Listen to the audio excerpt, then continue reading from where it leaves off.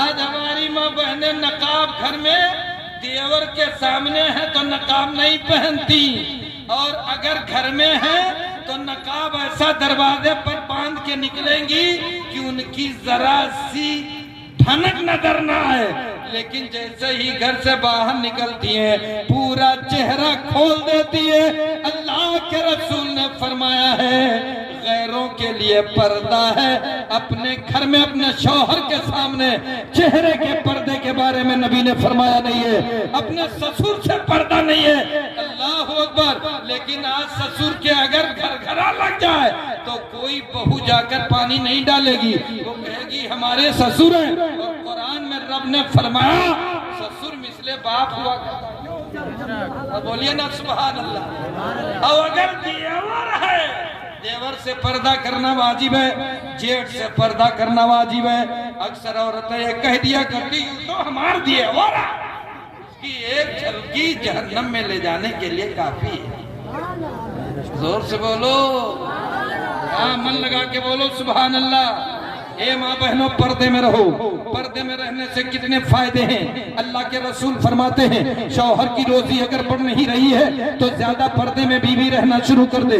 अगर शौहर का दिल उचाट हो जाता है, शौहर का दिल गमगीन रहता है, बीवी नमाज पढ़ना शुरू कर दे। अल्लाह के रसूल का फरमान है जब बीवी नमाज पढ़ती है शौहर की कमाई में बरकत होती है। बीवी जब सजदा करती है तो शौहर की कमाई में बरकत होती है, शौहर कामयाब होता है। मैं आपको बता दूं यही हजरत दामाद पैगंबर फातिह खैबर जनाब हैदर का रिश्ता होने वाला है। अल्लाह अकबर। आज हमारा और आपका इलाका है ये टेपरा, रामपुर टेपरा का इलाका है। अपने बेटे का जब रिश्ता लगाने का इरादा करते हैं, बाइक नहीं खरीदते हैं, पैसा इकट्ठा करके रख लिया है, बेटे के रिश्ते को तलाश कर रहे हैं। अब तलाश करते करते कहते हैं ये मौलाना साहब, ये कारी फहीम रजा साहब, ये मसूदी साहब, ये शाहिद रजा नूरी साहब, मैं अपने बेटे का रिश्ता करने जा रहा हूँ, बाइक लेने की जरूरत नहीं है, हमने बुलेट मांग लिया है।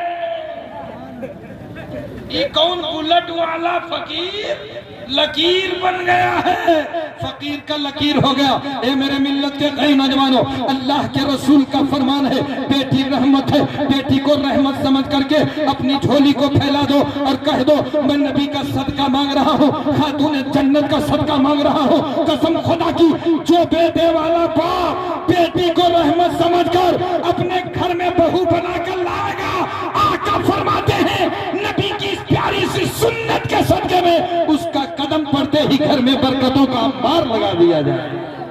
से बोलो सुभान अल्लाह, और मन लगा के बोलो या रसूल अल्लाह, लगा के कह दो या नबी अल्लाह। अब जब जहेज वाली बहू लेकर आओगे, मांग जांच करके जवाब लेकर के जहेज आओगे, कसम खुदा की जैसे ही उसका घर में पैर पड़ेगा फौरन ही उस पर घर पर आज़ान नाजिल होगा।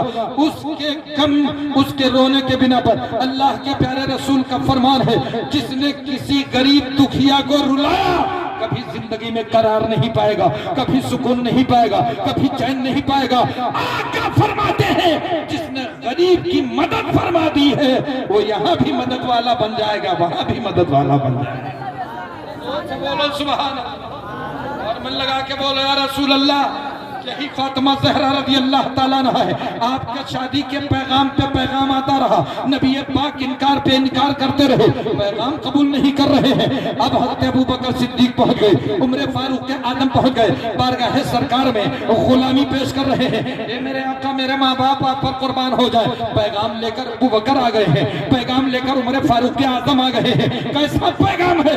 आका की बारगाह में अदब एहतराम के साथ अर्ज कर रहे हैं, ए मेरे सरकार मैं अली का पैगाम लाया हूँ, अली की जानिब से मैं पैगाम लेकर आया हूँ। सरकार फातिमा का निकाह अली के साथ कर दिया जाए। नबी मुस्कुराने लग गए और मुस्कुराते फरमाते हैं ये अबू बकर स्वीकार है, ये अबू बकर ए उमर फारूक के आदम कबूल है। अल्लाह अकबर। मेरे नबी ने फरमाया ए अबू बकर सिद्दीक मैंने मान लिया, ए उमर फारूक के आदम मैंने मान लिया।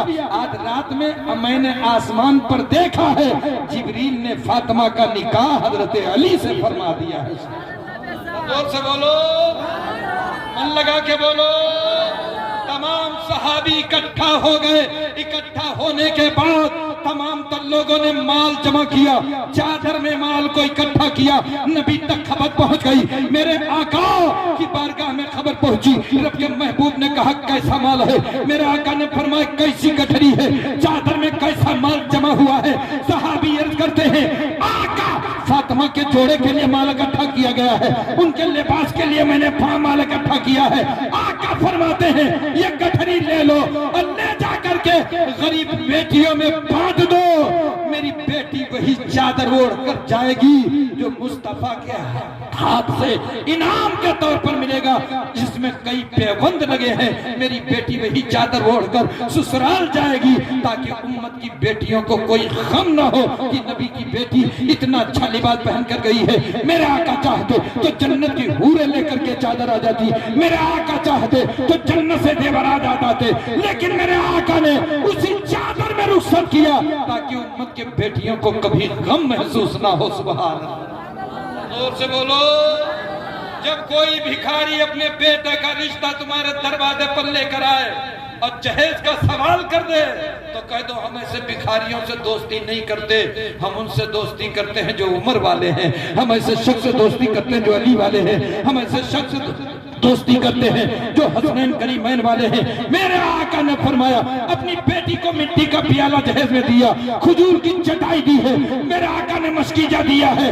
मेरे आका ने जब देखा कि अली के घर के अंदर अली के घर भी नहीं है, मकान भी नहीं है कि मेरी बेटी छप्पर के नीचे अपना सर छुपा ले, आका ने फरमाया मैं मकान देख कर नहीं, दुकान देख कर नहीं, खेतों खलियान देख करके नहीं, ईमान देख करके रिश्ता कर दिया। तो बोलिए ना सुभान अल्लाह, नारे लगा दिया। नारे तकबीर, नारे रिसालत, नारे रिसालत, मसलके आला हजरत, मसलके आला हजरत, नारे तकबीर, नारे रिसालत, नारे रिसालत। माशाअल्लाह माशाअल्लाह। रसूल अल्लाह और मन लगा के बोल दो या नबी अल्लाह, या अल्लाह।